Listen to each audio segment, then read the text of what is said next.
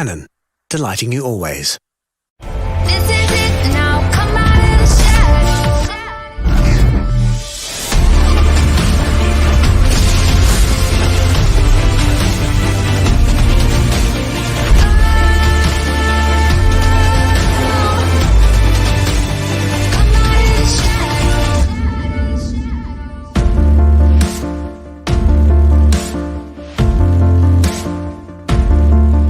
Canon, delighting you always.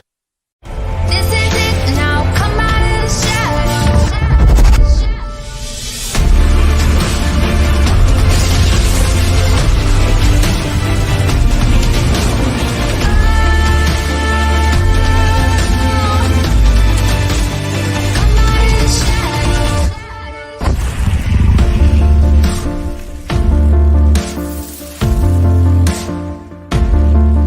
Canon, delighting you always.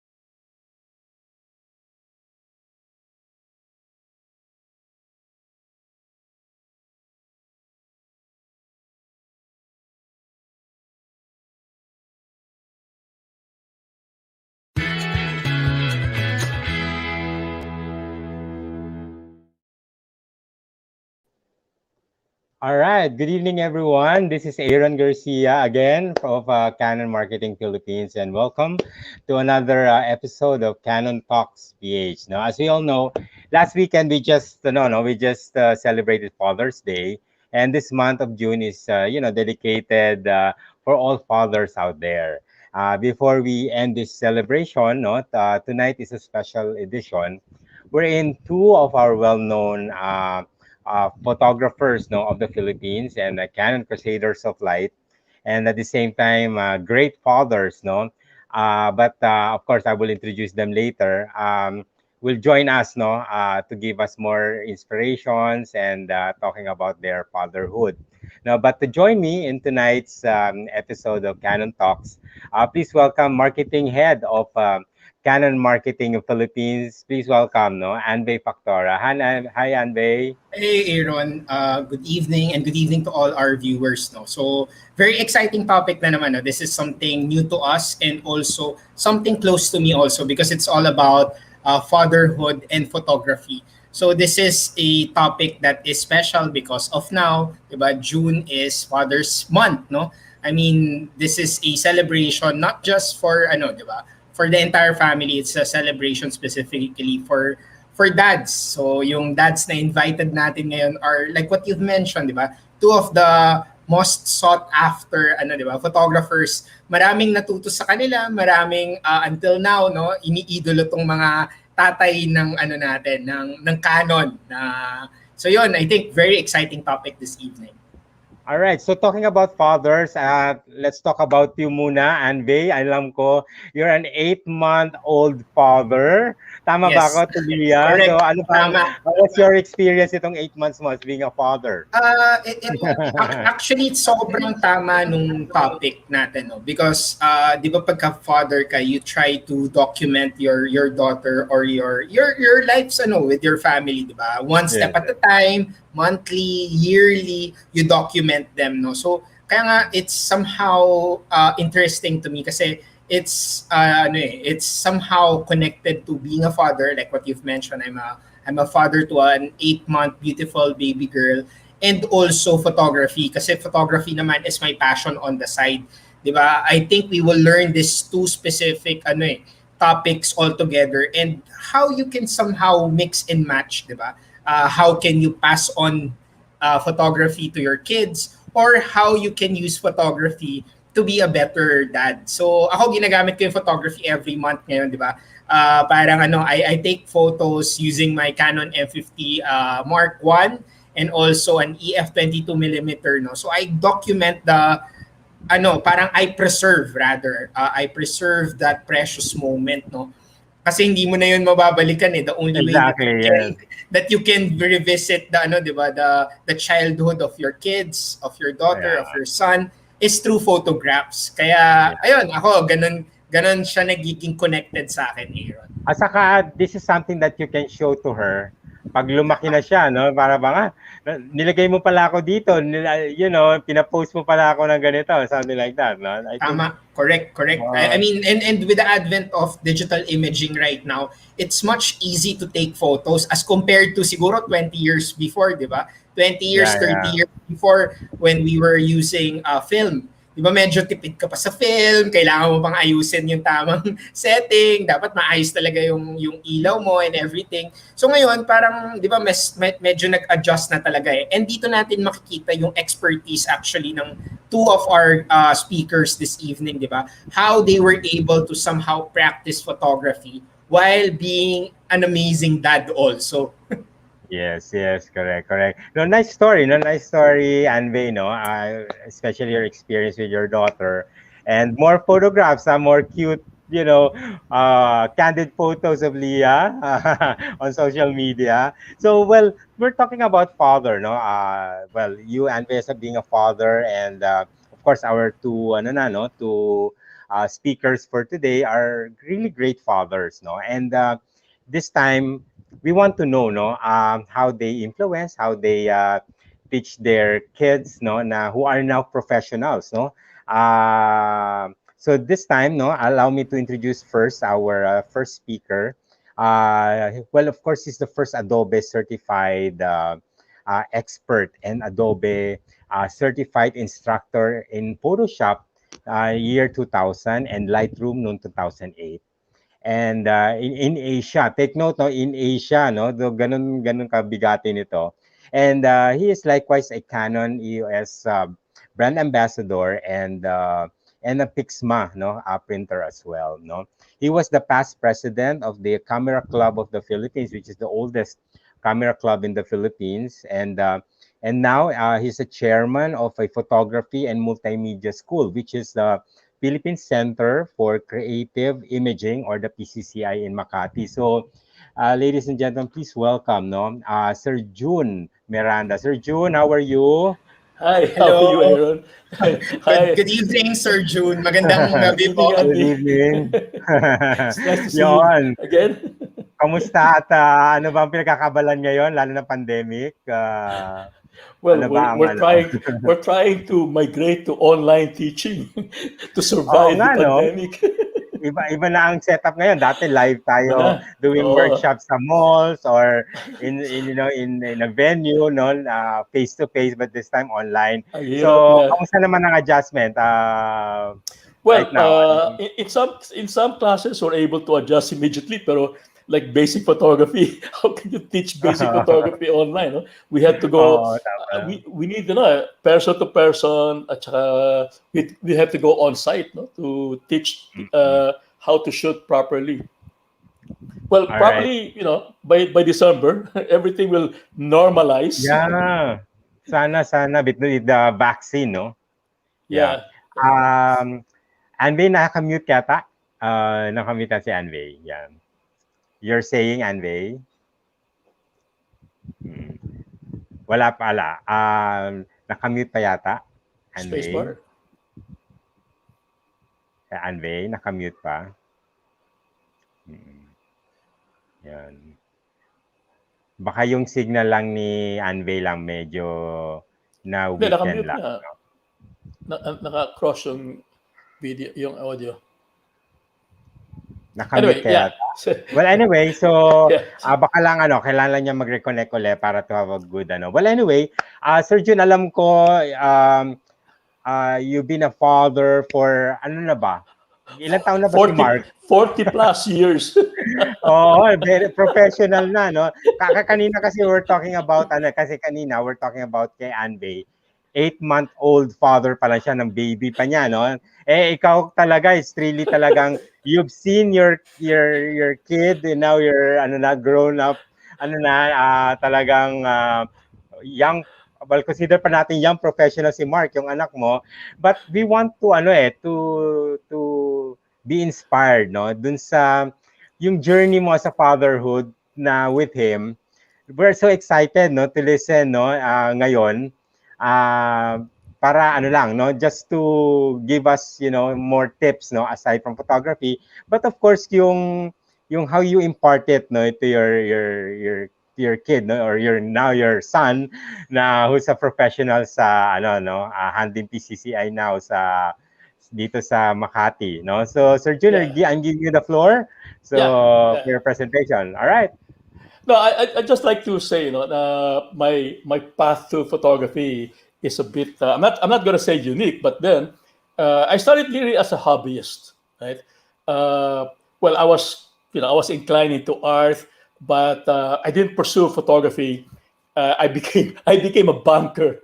I became a banker, which is on hindsight good, not because it was able to sustain my hobby.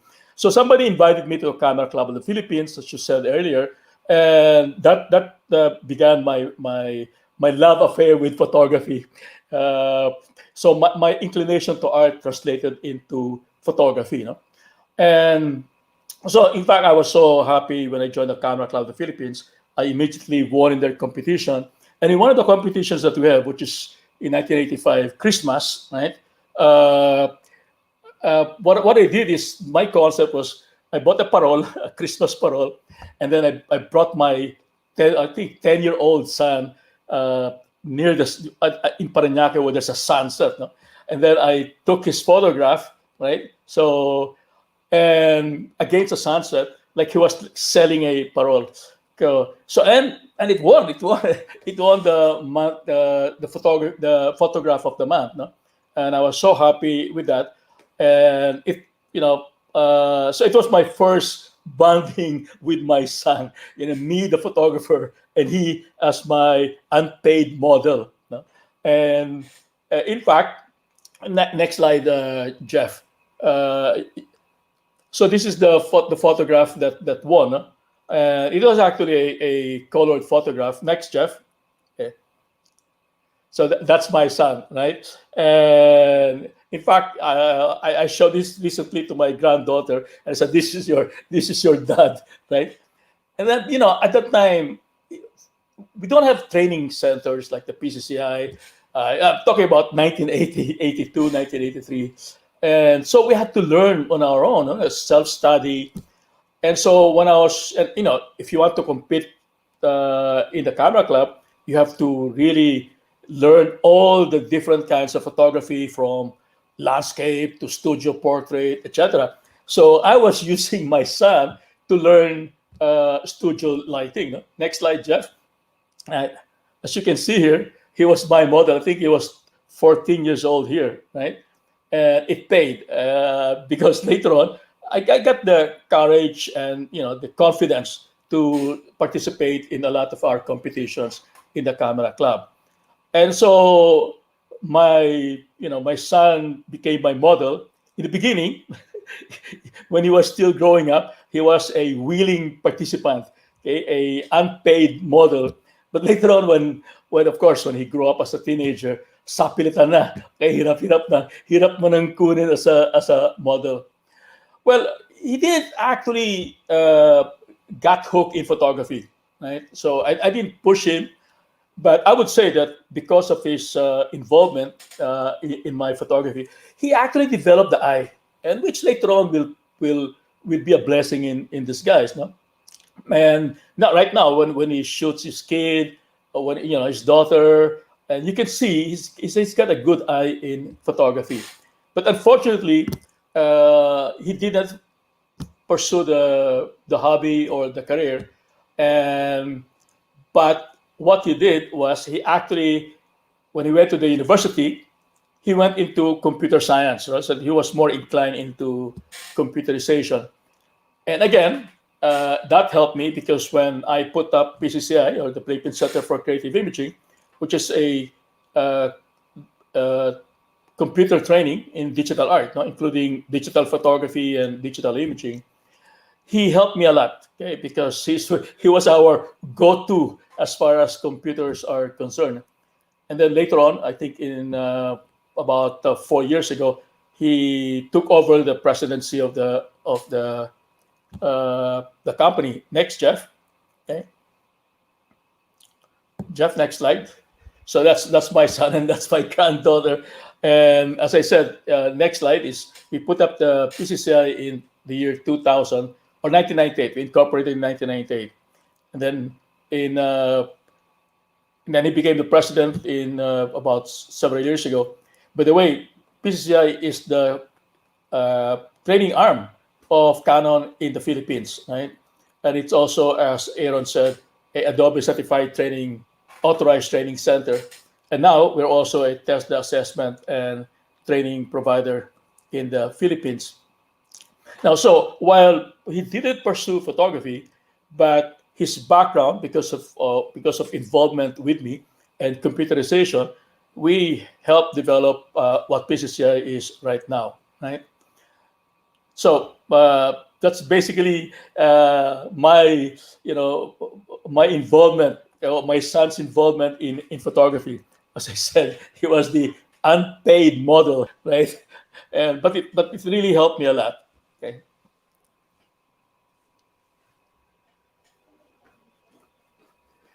Aaron, you have any other? All right, you're done already. Yeah, all right. Yeah. Okay, relax ka lang dyan, Sir Jun. I know Ayan, that... parang may kopya na ba ako?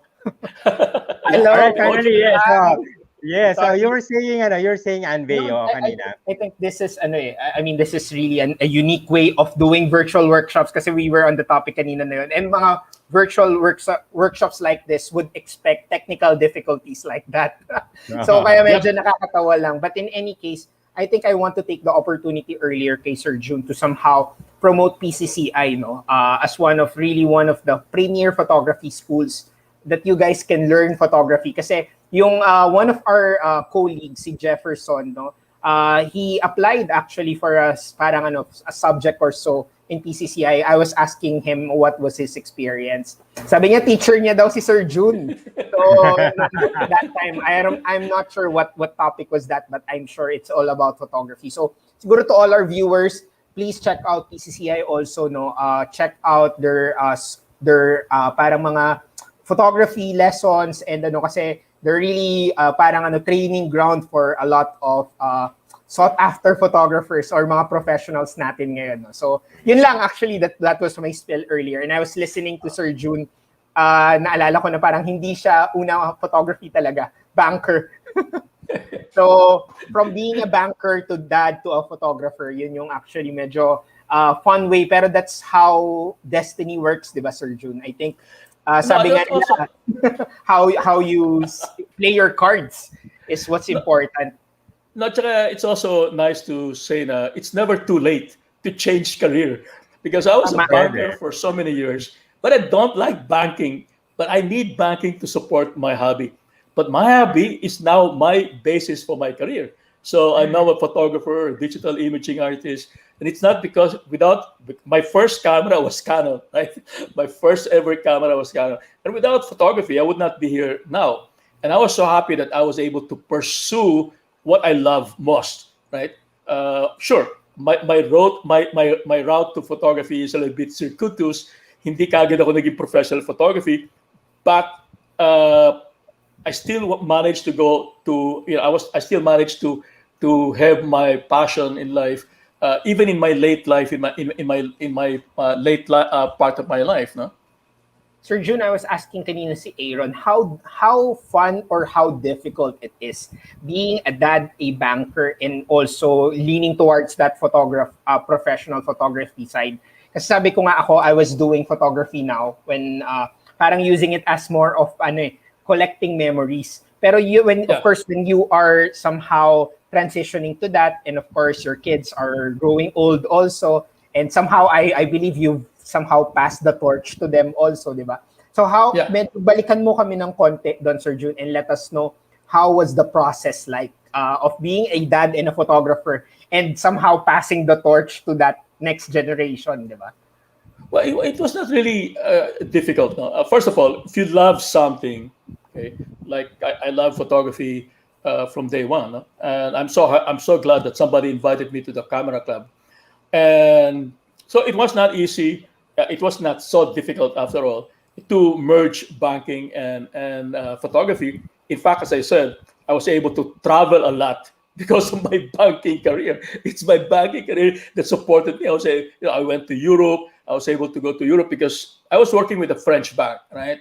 Also, and they sent me to Paris, to France for a month. So I used my photography there, right? So I was really in heaven. I was able to explore Europe. It's like a match made in heaven, tama ka, sir. Exactly, that's right. So I was exploring the area with the gear. Yeah, exactly. So I was in a unique position at the time, right? And of course, my difficulty at the time was my photography was not family oriented. I was not documenting my family. So even when we were traveling, I would leave my family away because I would go to different locations. No? My family would go, touring somewhere else, but I would go to the places where I, landscape, etc., etc. So I was not like a typical dad that I was trying. Well, I have some documentations when he was growing up, right? But it's a separate thing. So I have my family photograph, but I also have my art photography. So, but I mean, what I learned from one, I applied in the other. All right. Very well said. Very well said. But siguro this time we'll ask Sir Jun muna to take a rest for a while. We'll give our next speaker a chance to share his experience as a dad. And then later on, we will know more about Sir Jun, no? Miranda and our next speaker, no? All right, no? So since you witnessed, of course, Sir Jun's fatherhood, no, and it was a very inspiring one. So another Canon brand ambassador who will share his experience as a father, who is a well-known for portraits, nudes, still life, and architectural photography. No, he's a professional photographer for more than 4 decades. So imagine that. Of Belgian and Ilocano ancestry, he pursued photography while finishing a degree in architecture. No, he embarked on his professional career in Baguio in the late 70s and early 80s, where he was part of the emerging art scene. No, and that includes fellow photographers like Tommy Hafala and Manik Santos. No, his early influences were painters. No, well, he's a modernist such as Lee Aguinaldo and national artist Arturo Luz, who works exhibited a Zen-like simplicity and strength, straightforward. Uh, well, there's straightforwardness, no, that he sought to emulate in his photographs. So please welcome Mr. Wig Tysmans. Sir Wig, hello, good evening. Sorry. Good evening, Kumusta? everyone. Magandang gabi, Sir Wig, and good evening. Can I just say that I really look up to Sir Wig ever since. When I was Wow. still in college, I was a fan of his work. Binabasa ko siya sa dati mga magazine pa eh, di ba? I learned the basics of photography sa mga digital magazines or mga magazine siya about photography, and I would usually see, sabi ko parang hindi Pinoy yung Wig Tysman as at first impression. So tas nung nalaman ko na you were back then talaga with Canon, tas nakikita ko na Filipino pala si Sir Wig, and the arts are really good. Sabi ko, this is something to look up to, 'di ba? A really great Filipino who has been influenced by art and also influenced by photography. I think that was a good balance of certain things. And then, Sir Wig, we take the opportunity muna to greet you again. Happy Father's Day a few weeks ago. But Thank you. ayun, as Aaron was sharing earlier, we talked about kay Sir Jun, and there were unique perspectives about fatherhood and photography. So, kanina tinatanong ko si Aaron na parang how difficult it is, no, to be a dad and a photographer at the same time. I know you have beautiful children. And how was it na pinagsasabay mo siya back then, Sir Wig? Well, okay. To begin with, no, my photography was kind of, pwede bang sabihin, accidental.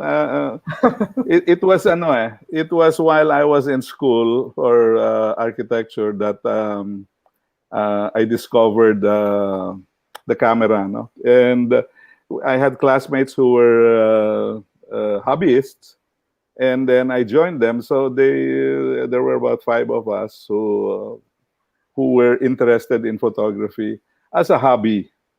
But that hobby eventually defocused my life. Actually, derailed my life.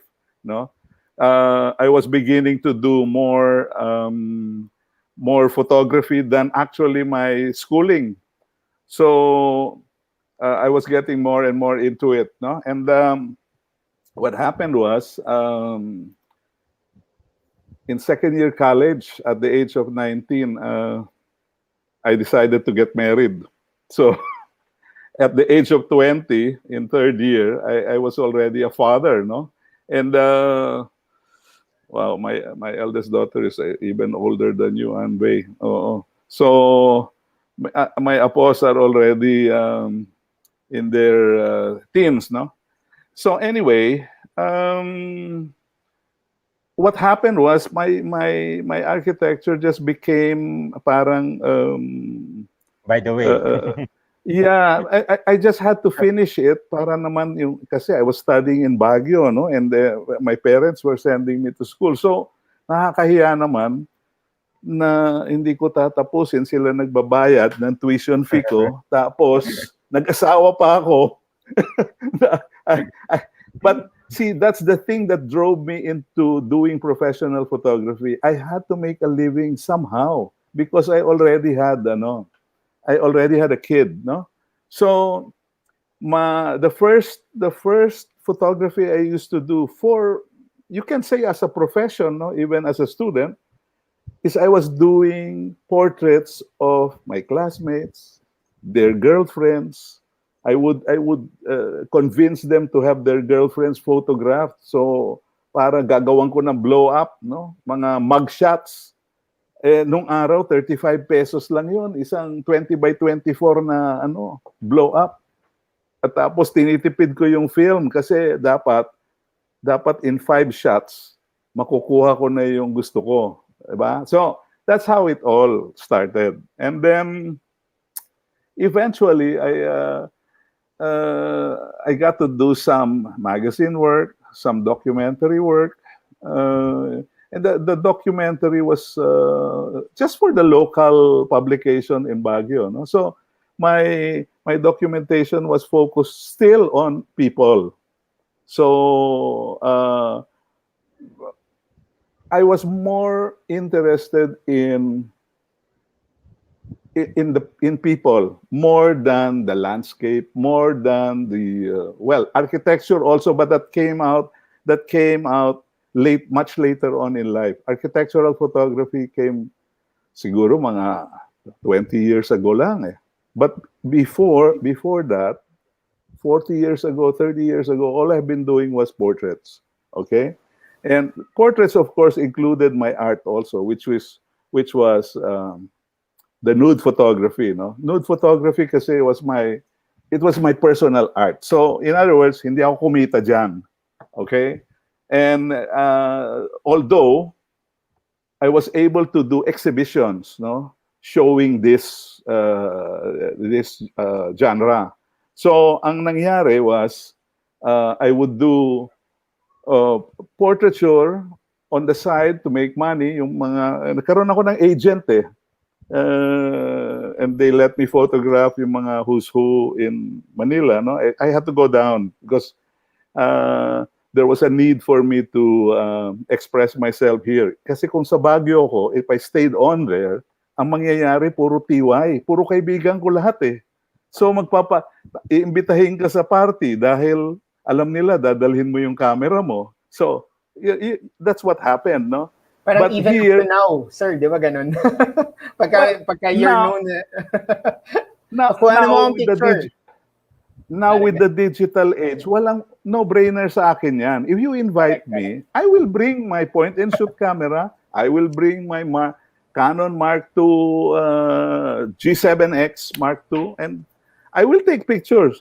Ngayon, hindi ko lang mapapromise sa'yo kung kailan mapapublish sa Facebook kasi medyo backlog eh. Backlog tayo dyan.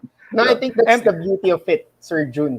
Sir Wig, kasi you were doing it as yun nga accidental, and then from there parang you were with friends. Talagang sobrang rich tong progression of you being a father and a photographer at the same time. I'll tell you what happened, okay? Because I had a kid soon after I got married, I had to invest on a camera. Prior to that, I had to invest on a good camera.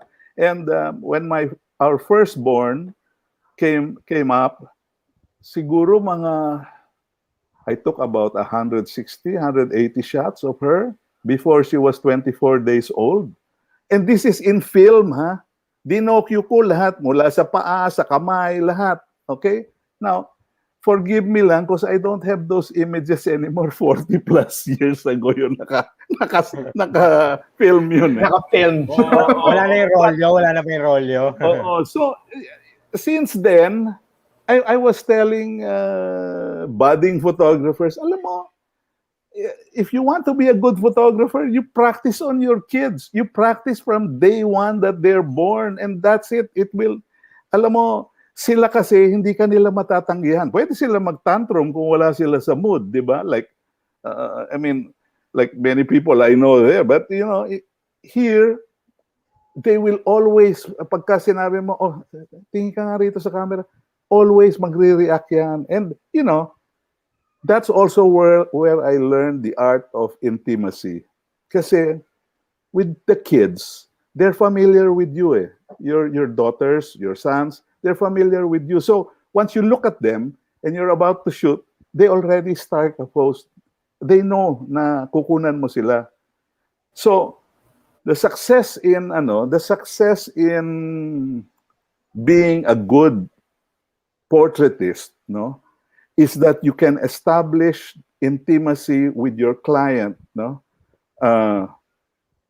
In less than a minute? In other words, pag upo ng sitter mo, dapat yung konting small talk ninyo will make him relax, at ease, and project whatever he has, no, na gusto niyang ilabas.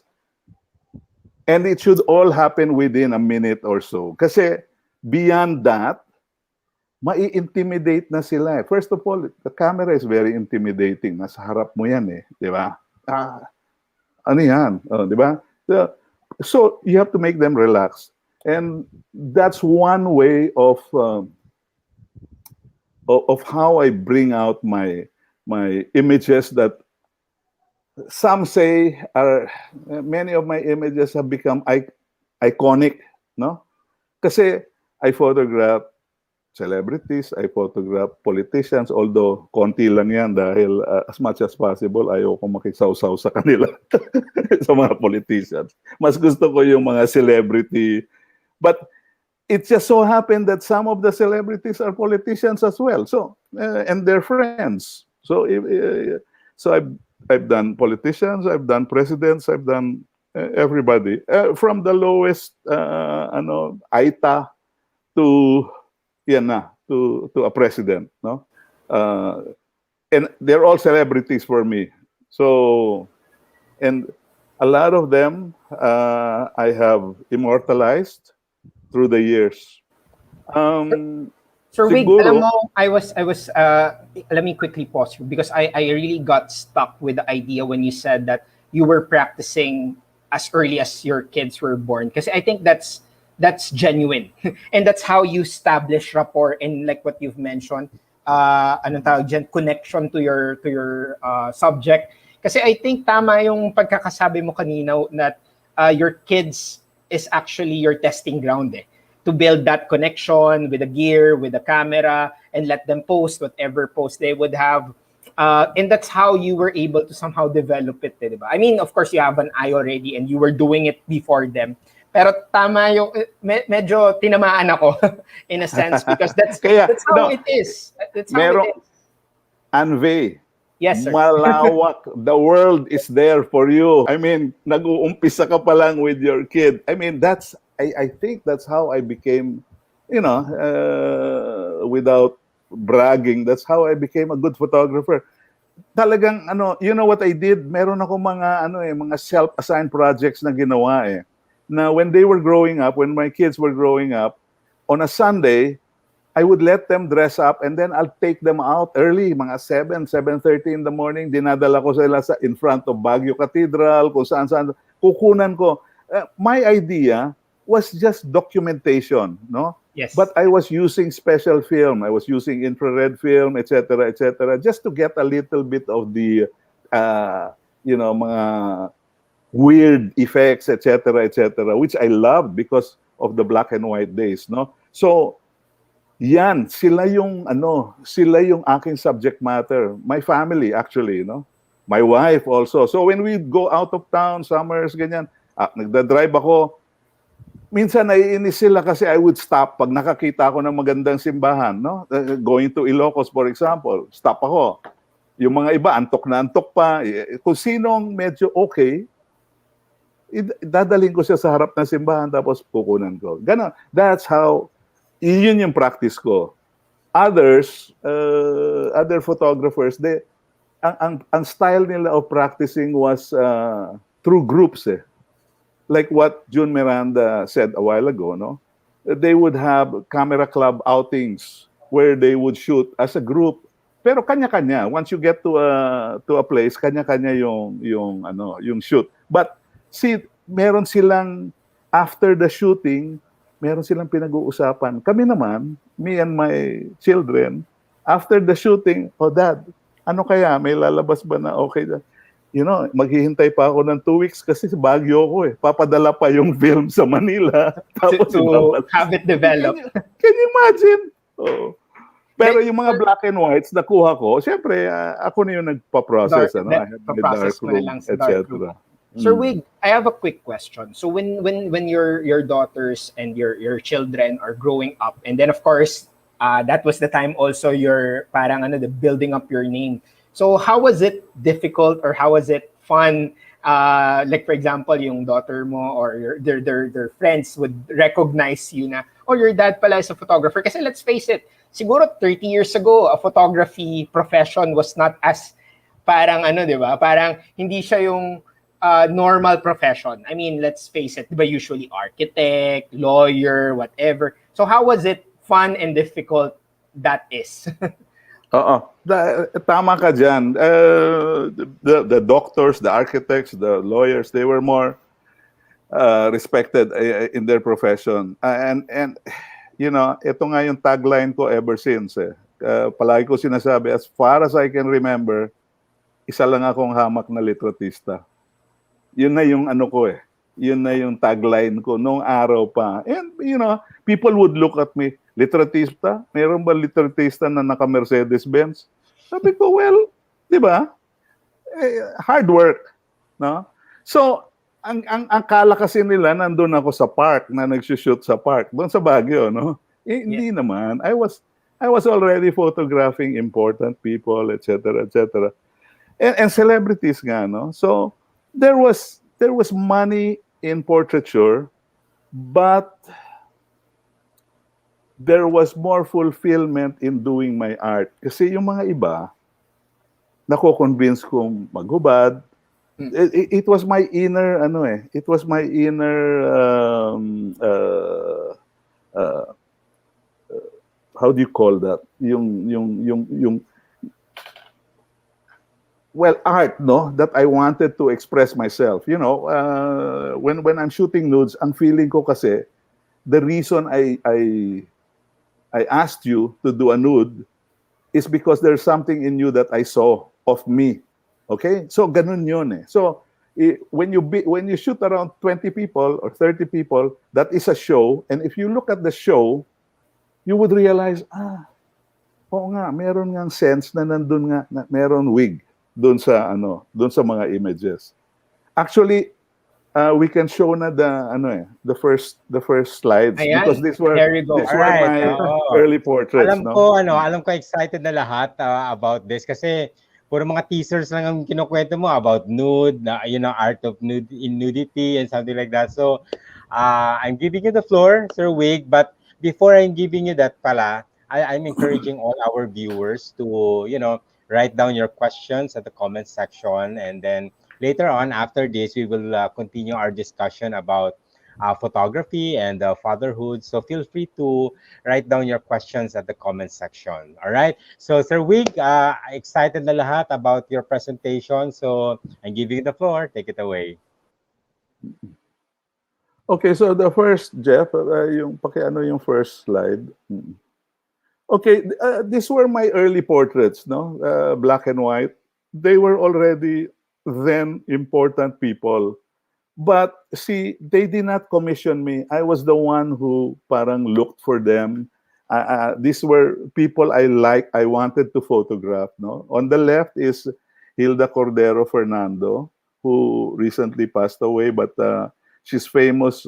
She's a famous book publisher. She wrote many books. She made many books, coffee table books about different things about the Philippines, no? And I was fortunate to be partnered with her in one of her books, which was a book called Jamming on an Old Saya, which was a book on fashion. And then the image on the right is Lee Aguinaldo. Is a very famous painter. Lee is he was my mentor, no? He was when I gathered all my works that I did in Baguio, of the portraits of migrants, nudes of artists, etc., etc. The first person I sought when I went down to Manila, bringing my portfolio of some 50 11 by 14 prints of portraits, no, I showed it to Lee Aguinaldo. So he was the one who looked at them and told me straight to my face, Wig, yung mga ganyan, huwag mo nang gawin yung mga hand coloring, mga ganyan. Ito na lang, just stick to your black and whites. Next slide, please, Jeff. So this is another famous artist, Pasita Abad, in her Jump.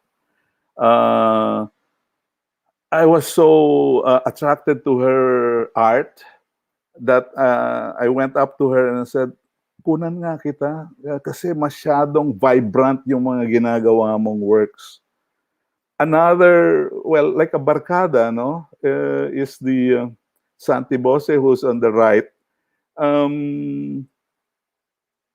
He is a Baguio artist, but he was doing very well in Manila. I mean, he was one of the artists we looked up to because mga Baguio guys kami. And then siya, arrived na siya sa Manila, no? So, I think I did a portrait of him for 10 consecutive years. In other words, I was updating his portrait.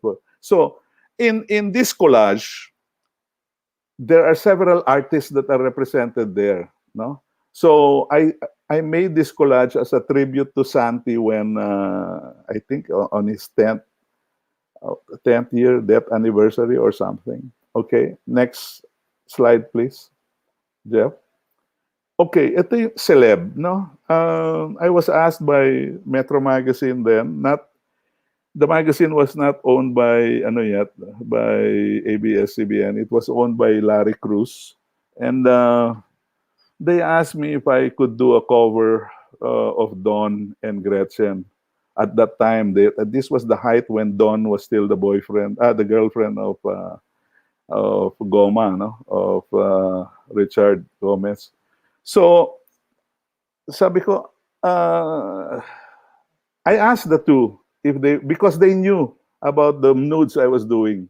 I asked the two if they would do a nude in the swimming pool. Don't worry, I won't show anything. I'll put some flowers, etc., etc. The only thing is that nakasarong sila. So, how I wish na sana nakabikini na lang sila, But anyway, it worked. It was the cover of that Metro magazine, The one on the right is Dindy Gallardo. I did a top shot. She was lying down, and what you see there, the white thing covering her nipples and her crotch, is actually whipped cream, no? Which I asked our makeup artist, who eventually became our stylist, because I asked him to put some art into her body. Next, Fanny, next slide, please. On the left is Melanie Carlos. Nagkita kami by accident, and then I said, pwede ba kitang kunan? Kasi sa tagal na kitang kakilala, sa taming beses na natin nag-shoot, wala pa akong nude mo. Tapos sabi niya, yeah, tama-tama, I'm pregnant on my seventh baby. Tapos, so this is what happened. This is how we did it. This was a collaboration between her and me, no? So this was in her house in Forbes, and I used the sprinkler para magkaroon ng effect. The one on the right is a famous fashion model and editor. That's Mirza Season. I did a lot of body painting then, no? So the body painting was done by a makeup artist. His name is Edwin Aguilar. Magaling siya. But it took forever. It took like 4 hours to do the body makeup. So, but I'm so happy with the outcome. Next. Okay. One of the most important books that I worked for, or I did as a collaboration with Marian Roses and Nikki Coseteng, was the Sinaunang Habi. It's a very important book because it is the ancestral weave, no? the original weeb of the Philippine tribes.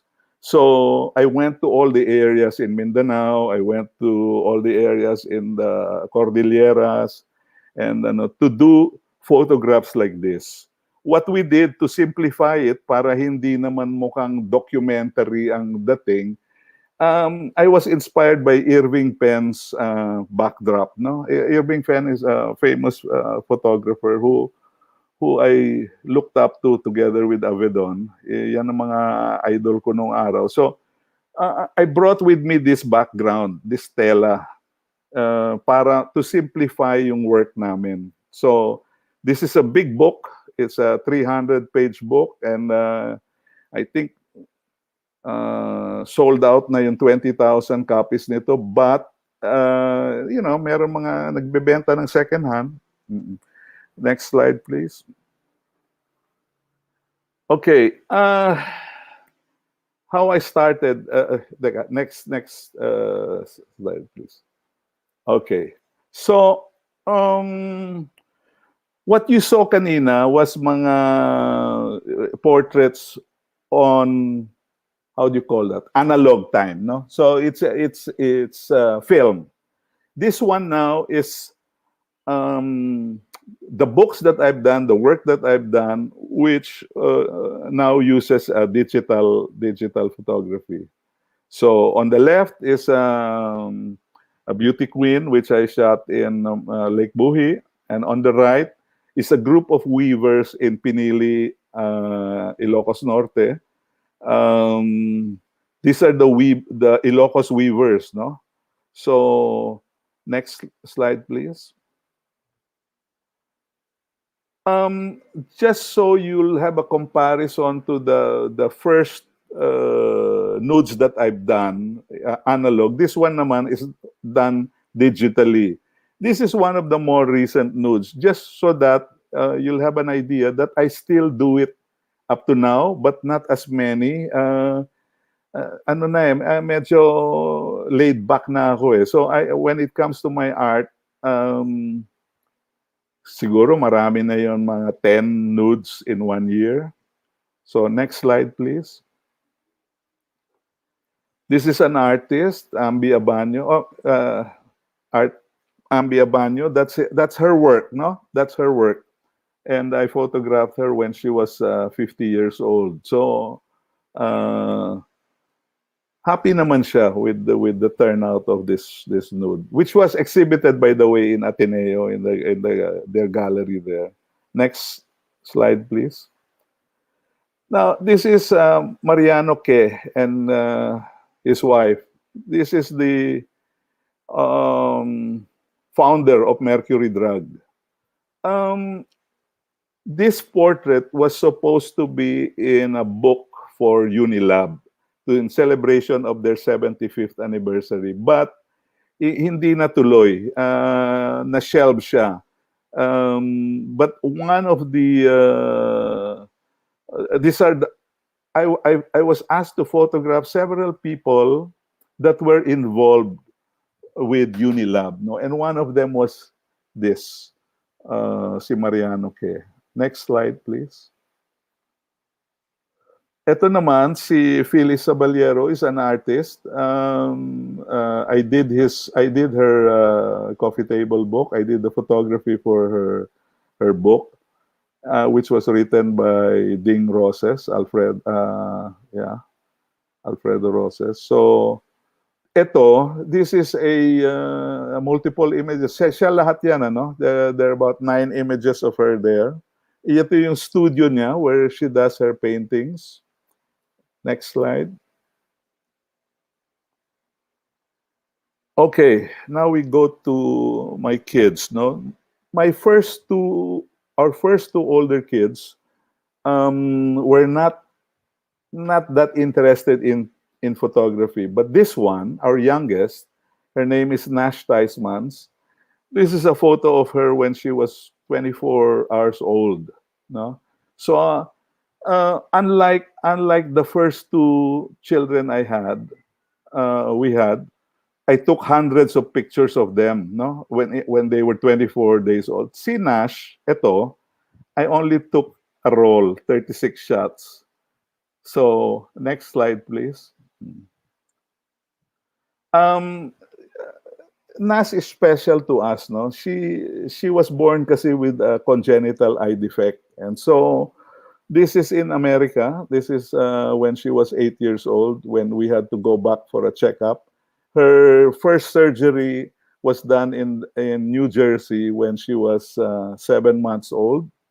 So on her eighth year, we had to go back. They had to check her eye. Next slide, please. And after that, because nga we were ano siya no, alaga siya, tutok kami sa kanya, no. So she would once in a while she would like to come with me to she would be curious about my photography. So if it's a road trip, sasama yan.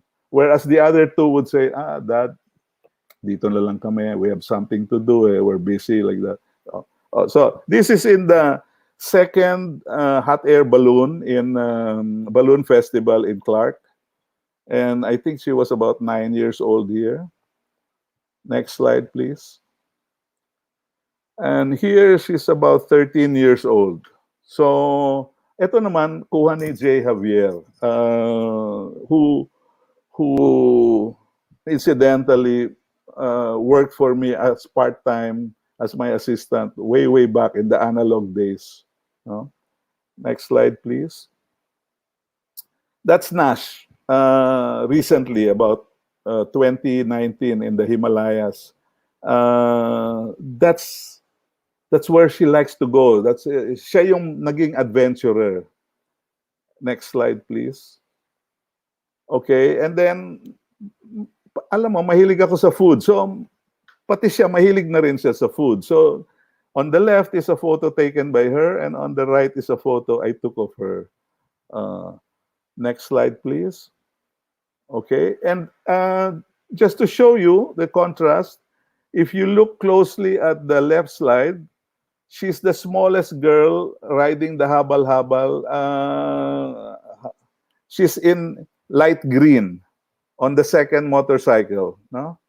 And this was in Lake Halon, yata, where they were going. And this is me naman on the right in Lake Buhi on my way to our shoot. She was also on her way to her shoot. Next slide, please. And yan, siguro natuto na rin yan sa akin na mag-selfie ng mga shadow. So the one on the left is her and the one on the right is me. Next slide, please.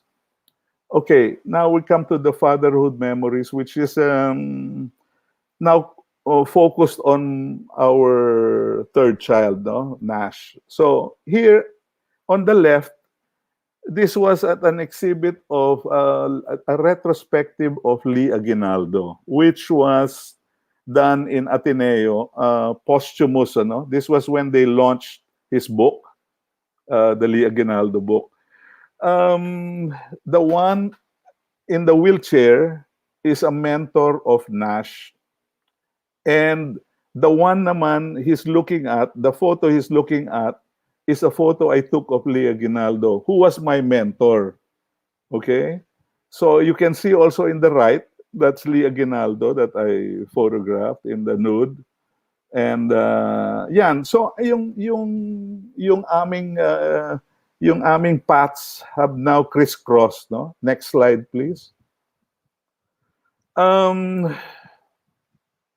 I did a book on Ilocos Weave, which I mentioned earlier, and one of the subjects of my for the book was Magdalena Gumayo, who's this person, no? The one on the right is a photo I did for the book, and the one on the left is a photo Nash did, my daughter did, for, I think it was used in National Museum to illustrate who are the Gomaba awardees. These are the mga the awardees for from the Lumads. Okay? So they're famous people, famous craftspeople. Next slide, please. Yeah, these are photos of Nash, of some of the Lumads. I mean, some of the famous personalities, artists, craftsmen. Next slide, please. On the left is a photo of Nash done in Tawi-Tawi. And on the right is a photo I did in Tiboli, both in the south. No? Next slide, please. So on the left here, on the left is a photo that Nash did in Nepal of goat herders, and on the right is a photo I did of tomato gatherers. So this was in Ilocos, no? Next slide, please. So Nash also is malapit siya sa mga children eh.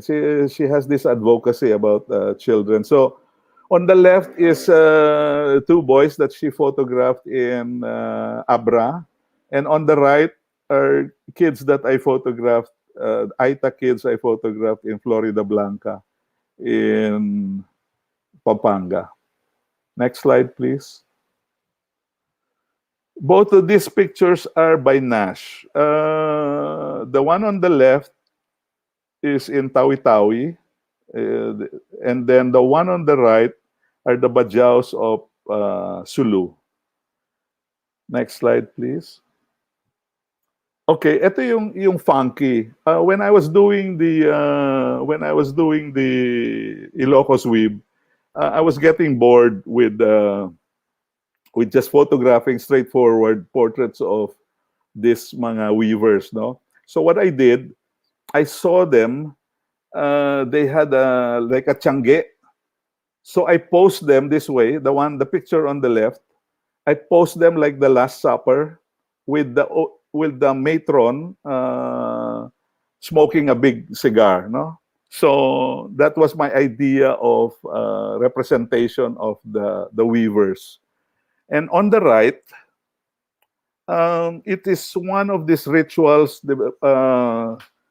Tibetan Buddhist rituals, which we attended with my daughter. It's called the Wind Horse ritual, which was done somewhere in Tagaytay. So I'm sure, what's his name? Our other speaker is familiar with this because he's a Buddhist. Next slide, please. Jun Miranda. Yeah. So this photo, this panoramic photo, is by Nash when she was in India. One thing about Nash is that she loves to travel even alone. No, she prefers actually to travel alone when she's doing her writings and she's doing photography. Next slide, please. So the one on the left is a photo by Nash done in Ifugao, and the one on the right is a photo I did of the mining, the coal mining in Semirara. Next slide, please.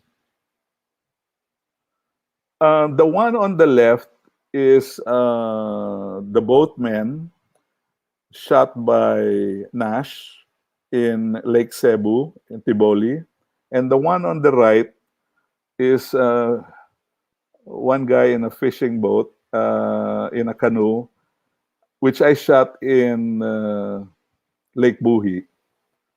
Next slide, please. Okay, the one in the left is a photo that Nash did in one of her hikes in the Cordilleras. No, she would hike with a group of people, and they usually would hike for about 5 to 8 days, depending on what their agenda is. No, what they're doing is they try to make trails from Sagada to Bontoc, from Sagada to Abra, from Sagada to Kalinga. So they were doing that. The original idea was to make a book of all these trails, no? And one of the guys was in charge of mapping out the trails. But that is on hold right now because she's now working in Belgium. So the one on the right is also a forest scene which I shot in Yosemite, and this was right after the big fire. Next shot, please. Okay, the one on the left is somewhere in Vegan, crossing the bridge. Nash was on a kalesa, and she took this photo. And it's quite dramatic because you know that dark cloud is about to is about to burst and rain. The one on the right is a photo I did also in Lake Buhi. You can see a very small pointed mountain there. That is the Mayon volcano. And then on the right is Mount Iriga, and on the left, that's Mount Buhi. They're all volcanoes, no? So next slide, please. Okay, so the one on the left I shot in Semirara in their reforestation program, no? And the one on the right is a canopy that was shot by Nash, which is the oak forest going to when you go up to Mount Pulag. So next slide, please. So that's the mossy forest, no? On the left is in Maligkong, a photo by Nash of Ifugao in Maligkong, the rice terraces. And then on the right is a photo I did in Semirara of a schoolyard which had this huge tree, no, maybe 100-year-old tree. So I put the students there just to show the size of the enormity of this tree, no. Next slide, please. On the left is somewhere in Europe, photographed by Nash, and then on the right is the Semirara power plant, which I photographed from one of the towers. No. Next slide, please. Okay, on the left side is a photo done by Nash from Mount Santo Tomas on a sunset. Usually things like this happen there. The clouds are low at about late December, early January. Ganyan ang scene doon sa Mount Santo Tomas.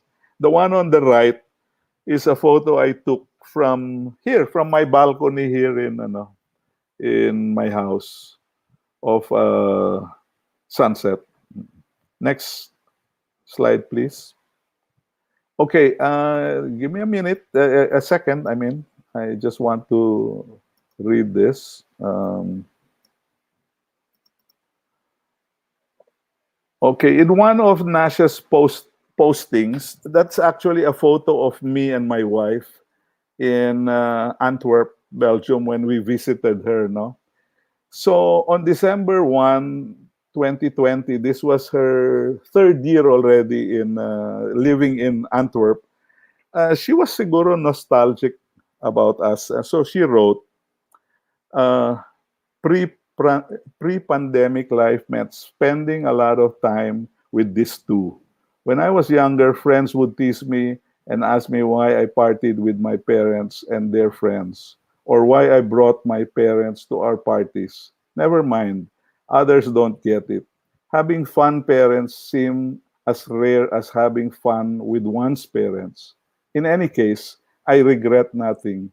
I miss painting the town red with these two. That's what she wrote.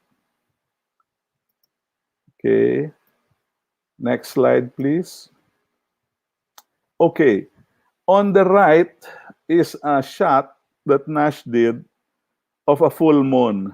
And there's another story to this, which she posted in Facebook. On the left is a shot I did from my balcony. It's Antipolo with the moonrise, the one on the left. So this one on the right was written maybe about 2018, 2017. Okay, it says, Nash said, Supermoon from my window, 9:30 p.m. Okay. So she wrote it in Antwerp. Supermoon from my window, 9:30 p.m., Antwerp, Belgium. I didn't forget that Wig Tysmans. Sharing this tradition from miles away and feeling like you and I are just shooting next to each other in our terrace. Kisses to all of my kamoons. Great to hold the camera again. I had a hard time getting the moon into the photo and realized my arms were all wobbly. Time to shoot more. My eyes feel less sharp too. Oh well. Yahoo, Wakim. The Canon EOS MP50 is still a gem. Hoping to see what you and Villa come up with later. So, Wakim and Villa, they're like her surrogate parents, no? Although they live in Canada, but these are the people that our daughter Nash hikes with. They hike the Cordilleras, they hike the Himalayas, they hike Bhutan. So that's how that came about. And I think that ends my talk. Thank you. Oh, oh, very touching, no? Very touching, Dad Wig and Dad Jun, no, for sharing your images. But before we proceed to the question and answer, siguro we'll greet first our friends, no, na who already earlier, Oo no, nga, let's pull in greeted. na rin si Sir June. Ayan, there you go. We have two Oh, amazing dads all right. sharing different stories. And it's Yeah. always refreshing. Siguro while you are gonna read comments, Aaron, no, it's always refreshing to hear those two great stories about two great dads and two great photographers. Kasi minsan hindi natin na-discuss yung topics about them being fathers, di ba? And then the usual topic will always be about them photographers, no? Or them about digital imaging culture. They're hounding or they're developing that industry. Hindi natin madalas to nakikita di ba? So if you would notice, I think a lot of people are saying that inspiring work. And then a lot of people are saying hi, hello. So maybe Aaron, you can do a quick shout out to some of friends that we Yeah, have. all right. From Melanie Lai at Team Paulibian, Alegada, Aliza Manuel, no? And friends from Canon, we have, of course, Wendy Garrido and Janice Bihar. Hi, Sir June, Sir Wig. Yan, ginigreet tayo nila Hi, Wendy Wendy. and Hi, Janice. everyone.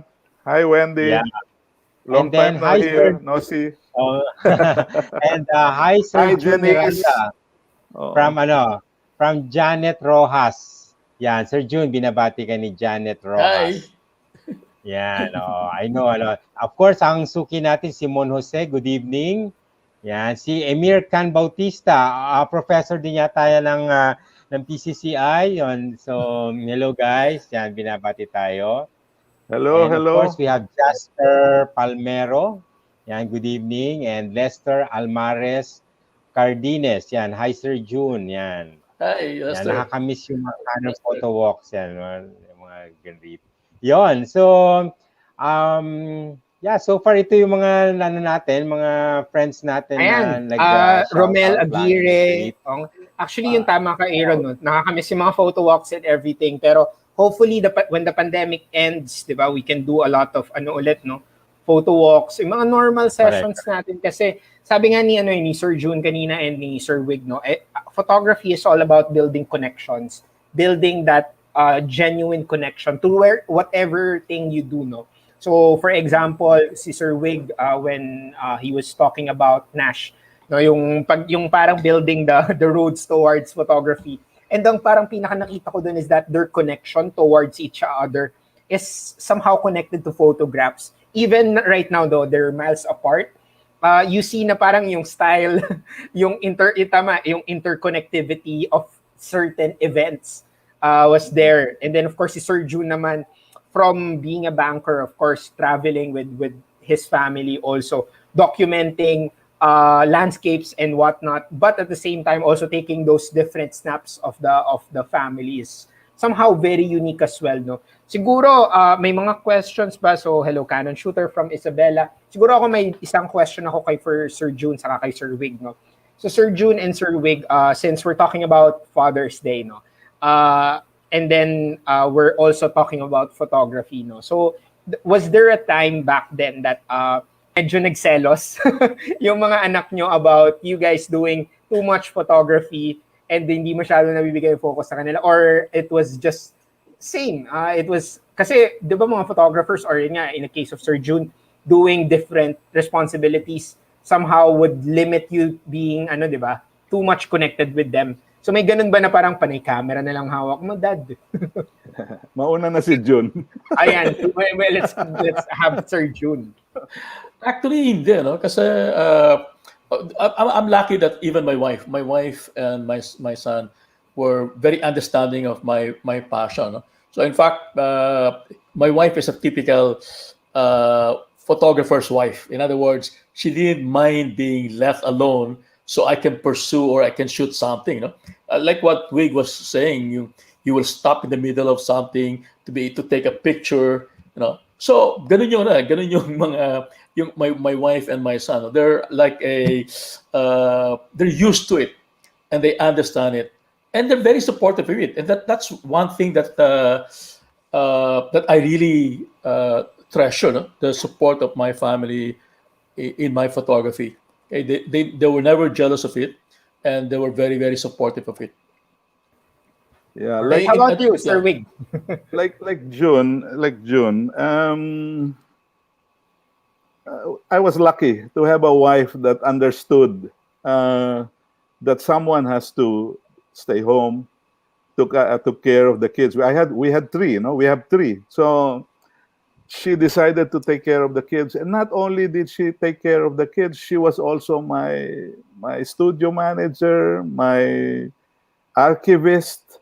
She was the one filing. Alam mo, nung analog days, ano yan, film yan. So, sinusupot po lahat yan. And she was the one who took care of that, including raising my children. Now, I give all the credit to her, actually, about how my children turned out to be. No? Because, for one, growing up, my first two kids practically did not see me because 5 days a week, Monday to Friday, I was doing advertising work and commercial work.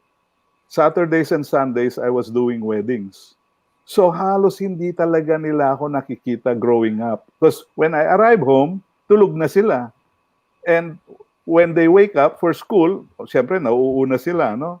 And then ako naman, as soon as I wake up, ano na yan, dire-diretso na, photography na yan. So whether it be personal work or commercial work, that was my life, no? It was only later, when our youngest, who now is 30 years old, was only like when about 10 years ago, na medyo mas maluwang na yung life ko. I had more time for them. In the meantime, 10 years ago, meron na akong 5 apo, no? So it was the grandchildren that was the focus. And honestly, to tell you honestly, I would cancel shoot if it's the birthday of my apo, one of my apos. But I never did that for my children. So, I mean, those are two very fascinating stories. And I think support is the common denominator amongst Sir Jun and also no Sir Wig. Siguro, isang funny question I want to throw in. Back then, it was somehow expensive buying the gear and the camera. So how was that somehow, since even that was supportive din? Kasi di ba, ngayon usually, di ba, parang kailangan you have to say, parang bibili ako ng lens, bibili ako ng body, or mag-upgrade na naman ako. So how was that come into play into fatherhood and also family? Kasi of course, let's face it, I think being a professional photographer, you need to equip yourself with the right gear. Of course, you don't need to buy every time, but there are specific gear that you want to buy, to invest, no, as a photographer. Yes. So Yes, paano? Yes, Sir. you have to buy every time. So siguro paano yung other kwento, way. sir? There's no other way but buy the best gear. I mean, if you're serious about your photography, you have to invest. That's the thing. So, kailangan maganda yung relasyon mo with your partner, your wife. no? Kasi pag nagpaalam ka, bibili ako ng ganyan. Alam mo, unang nasa utak rin nila, nako, bibili siya ng 200,000, 300,000 na camera, bibili rin ako ng isang sing-sing. Di ba? Ganon. Kumbaga Yun. merong either kapalit or Yeah, if not, no, yun Very na, typical, very compromise. typical. This is what I mean is this is what can happen, no? Is Correct. you might have to make some sort of like a meet in between. So if So you're thinking of compromise. if you're thinking of buying an equipment that's 100,000, chances are 200,000 yan equipment na yan. Kasi yung 100, meron din siyang gustong bilhin. But that doesn't go for everyone, no? I'm just saying it in gist. It's actually a big joke. But if you have a supportive wife, they will understand right away why you need to buy it. Kasi kailangan mo sa trabaho eh. Di ba? Correct. Besides, Investment. like what Jun said, the equipment we buy, dapat kumita yan. Hindi pwedeng white elephant yan dyan. Dapat lumalabas yan. Dapat nagagamit yan. Totoo. But No, actually, in my case, again, my wife and my son, hindi maluho eh. Ako yung maluho. Yeah. So at that time, as I said, I mean, I didn't have any money pressure in the sense that I had a banking career to support my hobby. No, but in any case, they never complained about my expenses. Okay, and they were very, very supportive, even up to now, especially now, no, because everything goes into business as well. No? As it's an investment. And I don't think I would be here right now if I didn't spend that much money in the past. And yeah, mahal ang camera nung araw. Okay? At saka mahal ang the film itself, the processing and everything. It's a very, very expensive hobby. And sa akin pa nga, hobby pa, no? Hindi pa talaga career, no? But it's because I came into mga 90s na. Became a professional photographer in the 90s. So again, I'm very lucky to have a very supportive family. Yeah. Ayun. Good. Aaron, do you have any questions kay Yeah, Sir Jun or kay actually, Wig? I've noticed kasi based on their narration or stories kanina, no, as yung journey nila as a father, I've noticed na wala talagang masasabing hardcore na nagmana, no, as a photographer sa mga siblings nila, no. But I've noticed na subliminally they were able to impart traits and creativity to their kids, no. Ang tanong ko lang is, are you happy with this or medyo may sumagi ba sa isip nyo na sana may isa man lang na nagmana, no? Yung parang talagang Photographer. nag-shoot talaga ng Oo, gano'n. di ba? Bisan pag may lawyers na family, sa father, Yun. expected mo yung anak may lawyer, di ba? So, Correct, gano'n. correct. Wala bang Actually, may frustration? funny akong question dyan kasi di ba usually pag I have a friend who his dad is a dentist. So ngayon ayaw niya ng dentistry. So lahat ng equipment na binili, for example, hindi na siya magagamit. So is it something like that also? Kasi of course, si Sir Wig, si Sir Jun, you guys invested, di ba? So parang, ano to, wala ba akong pagpapasahan nito at the latter time or whatever? So may ganun bang, I think that was somehow related to Aaron's idea na parang, sumagi ba sa isip na I could have influenced, kunwari Mark or Nash more to go to this route? Or you guys are super happy where they are right now? Well, in general, I'm very happy with what they turned out to be, no?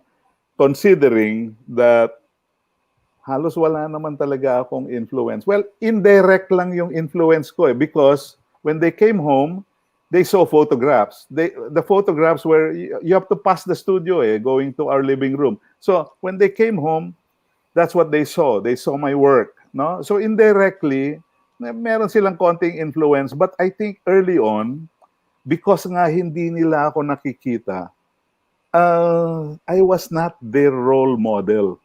Okay? They decided to take on other fields. So our eldest daughter is now a full-blown lawyer. She's a partner in Accra in a big law firm. Our second daughter is a head of anesthesia department in a big hospital, in a big regional hospital in Balanga, Bataan, government hospital. And Nash she wants to save the world. That's why she's working in Antwerp, no? So she's a writer, but she's working for an NGO which is connected with the World Bank, it's connected with UN, connected with all this and all. So first and foremost, she's a writer, no? So she writes, she does the research for all the things that are happening, including this our pandemic, which is what's happening now. So she's in touch with the Philippines, but based in Antwerp. So, pero yun, si Nash, siya talaga ang merong, I mean, she seriously got influenced because she would always come up to me and said, "That, what is a better camera? I don't want something heavy." Siyempre, nung una, no, I was trying to pass on some of the equipment I had, which I decided ayoko nang gamitin, pero baka naman feel niya. But early on, she didn't like the heavy cameras. What she wanted were practical point and shoot, but then she wanted something that mataas yung standards ng quality nung kuha, no? When the EOS M50 came about, ano yun parang bright light yun kasi magaan, pwede kang gumamit ng professional lenses, etc., etc. So that's what she's stuck with right now. Unless she has upgraded, which she hasn't told me. Oo. So, How about that, Jun? Yeah. No, Sorry. kasi yung concept ko ng fatherhood, no, I don't want to influence my son. Okay, from day one, I want him. I didn't even what I said to him is, I will support whatever you want or whatever you wanted. Okay, so iniwan ko talaga sa kanya yung decision. I only will intervene, like in the case when he was in the university, he was taking up computer science and grabe yung paglalamay, and he was very sickly. So at that time, I told him, you have to stop, you have to worry about your health, and you have to switch career. But other than that, there was even a time he wanted to be a DJ, and he won in a contest, and he was actually in the radio, but his slot time is like 12 to 2 in the morning. So I would bring him to the station at midnight, and then pick him up at 2 a.m. And I didn't mind at all, because to me, wherever he will be happy, I would support that. No? So that was my idea. So I never had the inclination that he should be a photographer. Besides, like, at the time, kung gusto namin ibenta yung camera, pwede namin ibenta yung camera. So it was not that a problem to us, like, what Andy was saying, mahirap ibenta yung dentist equipment. No? Pero sa amin, madaling ibenta. Well, at the time, madaling ibenta. So it was never a problem. For me, the happiness of my son comes before anything else. Pareho tayo. I think Yeah. that's very beautiful words coming from two great fathers, no? It's somehow photography has developed you guys, two gentlemen, two great fathers, developing great great daughters, and of course your sons. Pero I mean that's the magic of fatherhood, di ba? I mean, tama si Sir Jun, you don't influence or reinforce what you want. It's somehow what they want, and how you can play a great part of it, no? To whatever profession you're doing, you're a photographer, you're a policeman, you're a dentist, you're a doctor or a lawyer. I think it's really how that images created in both minds and somehow supported you guys along the way is very important, no? So ayun, I think we have a lot of people also watching on the live stream, and a lot of them saying, meron from Isabela, tapos si Ron Aldo says na, good evening po, Sir Jun. So, Ay. maraming mga fans si Sir Jun at si Sir Wig, no? Meron pa si Jeramel Ramos. Yan, oo. And Jeremy Ramos and Yeah, Aaron. yeah, I think we have enough already, learnings, and of course listening, and inspired by stories given by true great photographers and fathers as well. So siguro let's hear from siguro Andy, meron ka bang any good news, something for our viewers ba? Would you like to before we finally wrap up our discussion for tonight? Yun. Meron ka ba? Thank you, Aaron. No, I think in line with Father's Day, siguro me from Canon, no? So I'm Andy, I'm from Canon. So I think it's always nice to give fathers, especially if they're a photographer or they're into imaging, no, the right cameras for them. So we have ongoing promos right now. So we have the sizzling hot camera sale, which is happening for online. So you can buy the EOS RP for as low as 62,000 pesos. So you can own a full frame camera for as low as 62,000. You also have the mid-year camera sale, which you can get up to 5,000 worth of Red App points. So yung Red App points, it's somehow similar to normal points that you can use in different merchants such as Lazada, Shopee, SM, and different stores, no, nationwide. And then also we have what we call Father's Day promo, no. So Father's Day promo, parang recently, if I'm not mistaken, there was a flash sale of an 80D. Original SRP niya is around 90,000. It was 50% online. So you could just imagine how parang ano, di ba? How that is a treat for your dads and for your friends and for your family, no. So I think yun yung mga exciting things that we have for Canon. And also don't forget to always follow Canon. There are amazing news that's gonna be announced very soon together with Sir Wig, Sir Jun, no. We're making sure that we will be announcing some exciting news from Canon very soon. So, yep, from the sales and promo side, that's it, Aaron. All right, thank you so much, Anvey. And I'll greet lang muna, ito na yung mga last nating i-greet from Batangas, si Sander Yaneza, and from Davao, si RG Peñero, no? Thank you for watching. So, siguro let's hear from yung mga last inspiring words or message from our speakers for tonight. Sir Jun? Yeah, thanks, Aaron. And thanks, Andy, also for giving us the opportunity to talk to a lot of the Canon users tonight. No, just say, as I said, well, one of the moral of the story is that kung wala kayong anak, magkaroon na kayo ng anak. for me, no, para meron kayong pre-model that you can use in the future. But joke aside, no, what I want to say is, for those who, well, number one, it's never too late to change career, like what I did. No? I changed horse in midair to pursue what I really wanted all along. I wanted to be a photographer. So from banking, I went to photography.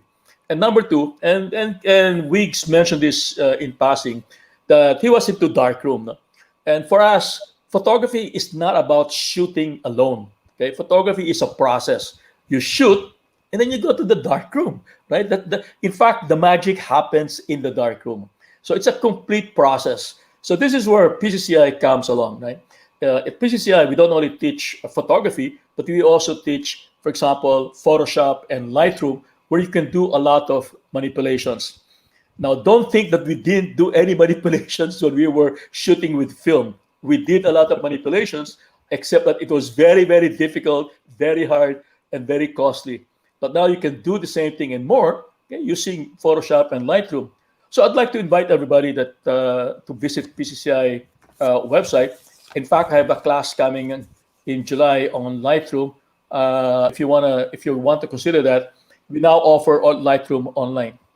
Okay, thank you very much, Aaron and Envy, for giving me the opportunity and having the opportunity to partner with Wiggs here. Take it away, I think you have a schedule. Yes. Lightroom, so Lightroom is this to be July. Well, we have part 1 and part 2. So Lightroom, part 1 is the file management, and that will be from July 14 to 16, 2 to 5 p.m. And then part 2 will be on July 19 to 21, and that will cover editing and outputting. Yeah, ang maganda nito, they can attend kasi online nito di ba? So, yes, this is actually hands-on pero online. So you'll be given exercises, okay, so may feedback, and then I can see, we're using the Zoom, so we can see your screen, whether what you're doing is right or wrong. So this is really actually, hands-on online. Correct. I think that's the beauty of learning right now, like what Sir Jun mentioned, no? Na parang PCCI has been offering very interactive sessions. Kasi I learned also from, again, one of our colleagues, taga Canon na kami, pero nag-enroll pa rin kami with photography schools such as PCCI, na talagang they maintain the interactive part, and they maintain that you get the best return of investment to anything that you do. I think most of the professionals, isa sa mga things that you have to invest in, apart from gear, lenses, and camera, is actually learning. So I also encourage everyone to please visit PCCI. Make sure check their modules and their photography courses, and just have a look on it. Kasi again, sabi nga ni Sir Jun, you can always change horses at the middle of the race. It worked for him. All Thank right. you so Yeah, much, Sir Jun. yeah, so yung PCCI meaning Philippine Center for Creative Imaging, no? That's yeah. So just go to their website. All right, Sir Wig, ikaw naman, do you have a inspiring or anything that you can impart to our viewers? Yeah, actually, yesterday when we first talked, in passing, I mentioned nga to Jun, maybe I should enroll in that Lightroom class kasi medyo hilaw yung yung post ko . I do my Photoshop based on my knowledge of darkroom, no? So, dodge and burn lang ako . Well, sometimes nagle-layering din paminsan-minsan, pero I know that Lightroom has all the shortcuts to make life easier, and that's very important in photography . Kasi maganda na yung shoot mo, tapos hilaw yung final output dahil sa kakulangan, no? Sa with a little, you need a little technicality to bring out the colors, to enhance the images, not really manipulating it, because manipulation for me is that's a big word. There's a what Tweaking. it is enhancement. Tweaking. Tweeting lang. Kasi yung manipulation, yun yung magpapalit ka ng mga mukha sa mga group shots, ganyan. Which honestly we do, okay?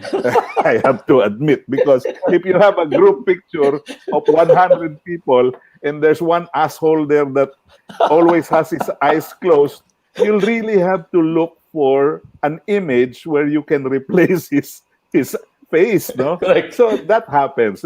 Forgiving yun.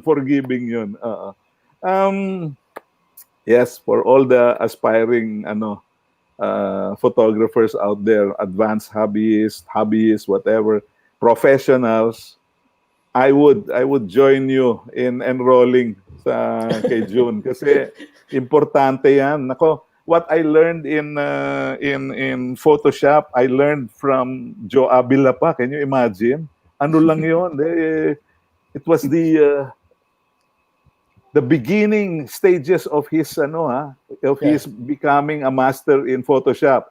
Right now, well, way up there na siya, no, pagdating sa Photoshop. But and he sticks to Photoshop, but yung Lightroom kasi I see where it's very handy .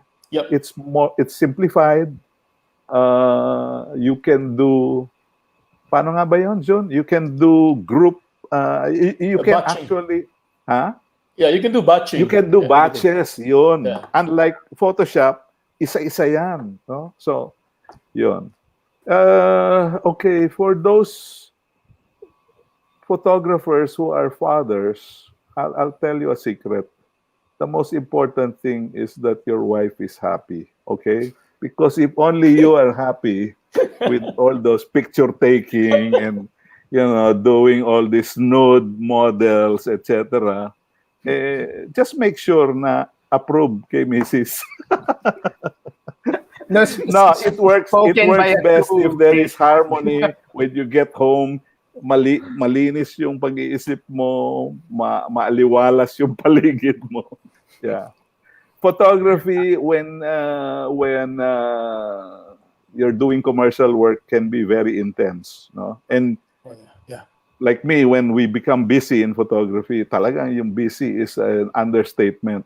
Kasi minsan lamayan yan and everything. Because like what Jun mentioned a while ago, the shoot is one thing. Yeah. The post-production, is double the time of shooting. So yung kliyente mo naghihintay kung ano yung magiging resulta ng mga ipapasa mo sa kanyang images. So importante 'yon, no? And this is the time you're there in your office doing this this Lightroom work, this Photoshop work. Yan. Ano yan? At saka I'd Isa just like pa. to say, Oo. sorry, Wig, so just to follow you up yung sinabi ko na, ang photography is time consuming. It's not a quick shot. As Wig said a while ago, yung pag-iisip pa lang, it can be really tiring. Really tiring. Even sometimes the whole day kang masakit na yung likod mo sa kakashoot, no? Yeah, go ahead. May hinahabol si Wendy. Sabi niya, happy wife, happy life daw. Sabi ni Wendy. Naman. Cliche na yan. Alam na natin lahat yan. Especially si Ann Bay. As early as now, alam na ni Ann Bay yan. Alam ko na kaagad, Sir Wig. Sorry, Sir Wig, you were saying. Saan na ba ako? Nawala na ako eh. Sorry. For those photographers na father, yan. Yeah, no, well, no, for those photographers that when you this is not, it's not a secret, it's an open secret, no? When you do a cost estimate, ayan, i-share ko na, no? Make sure you input all that time you're going to do after the shoot, because some photographers charge for the day that they're shooting, but they did not charge for the day that they're going to be fixing the images, no? So, importante yon na dapat naka-input yon. So, maraming nagugulat, bakit mura itong si ganito, ganyan. Alam mo kung saan ako naiinis, and this is straightforward. No? Naiinis ako doon sa mga photographer who charge very low, pero magagaling sila. Yan ang mahirap eh. They're so good that they can really price themselves the way they should be priced. Kasi yung being good, that doesn't come out overnight, no? It's a process eh. It's from experience. Before you get to the point na kahon mo, yung, like in my case, portraiture, no? I'll set an example. For example, when the late Washington Sisip was still alive, I did a lot of corporate photography, and he sits. I think I had about 10 corporate clients where he was sitting in the board, okay, for which I have to photograph. No, so every time magkikita kami ni Uncle Wash, as they call him, no. He would look at me, oh, it's you again. Do we really need to do this? Ganon ang attitude nila eh, no? Nakunan ko na siya eh, from another corporation eh. But the other corporation, they want a different look, di ba? So, kukunan ko siya. So, like 20 years ago, he would tell me, Wig, I give you 5 minutes, okay? 5 minutes to take my picture. So, sasabihin ko, okay, 5 minutes is fine. You know, the last time I took his photo before he passed away, he said, he looked at me and he made a sign, Wig, 2 minutes, okay? Sabi niya, 2 minutes, that's all I can give you. Yung attention span niya, no? And ang claim to fame niya, hey, we're paying you so much and you cannot do it in 2 minutes. Parang ganon eh, diba? Sabi nila, why are we, no? So in other words, these are the type of people that, you have to charm, you have to be some sort of a jester sometimes when you're doing portraiture. But really, the job of a portraitist is, first and foremost, to make these people look healthy and able to, to run these big companies. So your job is to make them look good, in short. And that goes for celebrity portraiture, that goes for showbiz, that goes for everything, actually. Just make them look good. Oh. Yep. Good. Yeah. I think we got a lot of things, no, Aaron. Let me quickly take some key takeaways from my end. No? So again, these are the schedules that we have for PCCI. Can we quickly zoom in a little please. So make sure that you guys would be visiting PCCI. These are the upcoming schedules from digital camera fundamentals, basic photography, studio lighting 101, flash photography, and I mean the most recent right now, no? I think yung Lightroom. So may mga konting patikim na kanina, and then actually may mga sobrang tips din si Sir Wig, no? Giving you guys how you can make sure that yun nga, don't put photography as something that you will parang low ball, di ba? Ayaw mo namang ibigay yung passion mo towards it and just ruin the entire industry about it. No, of course, we're not talking as an expert, but we're asking this as someone that is people that are parang built this industry to where it is right now. No, and I think their inputs are always welcome and their inputs are always valid because they are the people that somehow was looked forward to by a lot of young photographers right now. No, so if there are 3 things that I learned this session, would be number 1, build your connection always to regardless of how that is. No. Connection from work to photography, connection from photography to your family, and connection towards you and yourself, and how to make sure that these connections will be mutually beneficial along the way. No? Second is that your family is your immediate subject. And they have to always be happy to whatever you're doing. And I think there has a common understanding with all the things that we're doing. No? Because being a father and a photographer is not an easy job. It's a nice job, but it's also not as easy as you guys. Sabi nga ni Sir Jun, hindi yan basta-basta. Hindi yung pagkakuha tapos na. Sabi nga ni Sir Wig, hindi pagkatapos kunan ng picture, there's no post-processing afterwards. No, it's a tedious job. It's a very professional job. And a lot of people right now are earning great with photography. And then lastly is that whatever profession you guys are in, you always have to be driven by your consistency and passion, no, on what you do, regardless of what gear you use, regardless of what behavior or things that you are being influenced, no. You always have to stay focused, stay consistent, and make sure that yun nga, there is great output along the way. And pinaka nakuha ko talaga kay Sir Jun is that you can change horses along the way. Because yun talaga extreme polars. From being a banker to a photographer. Grabe. But all things considered, again, on behalf of the entire Canon team, I would like to say thank you to Sir Jun, to Sir Wig, and of course to my partner this evening, no, Aaron, for doing a very meaningful discussion about photography and fatherhood. This is a topic that is not usually being discussed, but we had that opportunity and have that opportunity to also talk to 2 of our finest photographers, professional photographers in our Canon family, Sir Jun and also Sir Wig. So, Aaron?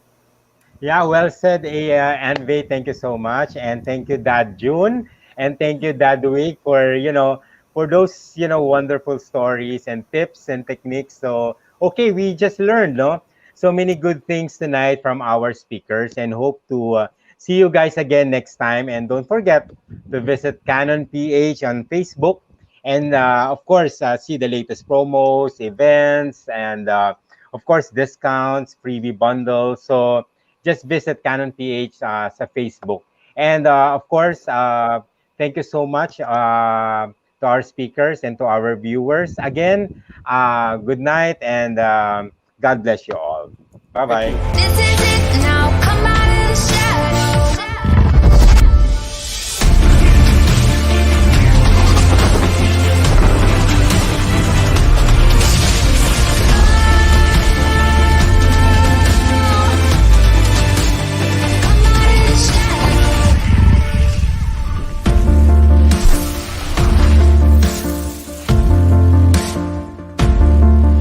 Canon, delighting you always. This is it now, come out of the shadows.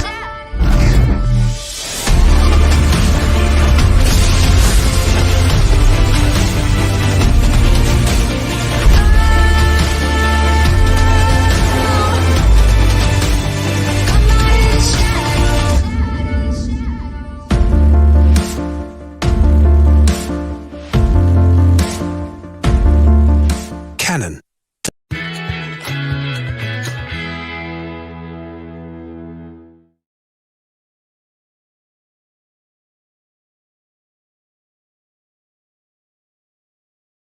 Canon, delighting you always.